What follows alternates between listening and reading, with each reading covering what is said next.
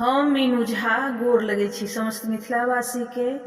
एकटा बेटा विवाहक गीत लऽ कऽ उपस्थित छी, बरियात जायके गीत लऽ कऽ।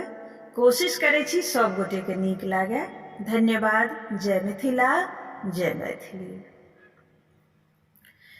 कोने बाबा पोखरे में इचना मछलिया,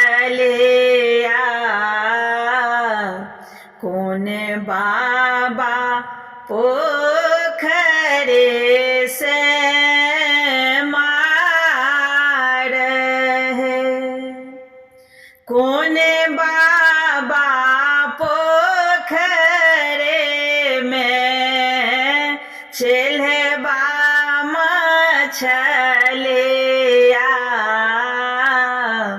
कोने दुल्हा फेको माह जाल है, बड़का बाबा पोखरे में इचना मछलिया, मझिला बाबा पोखरे से मार है, छोटका बाबा पोखरे में चेल्हबा मछलिया,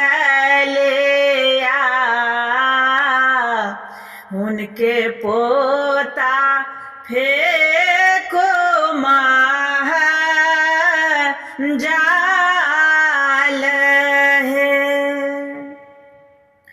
माछ मारिए दुल्हा सासुरा पठाओला,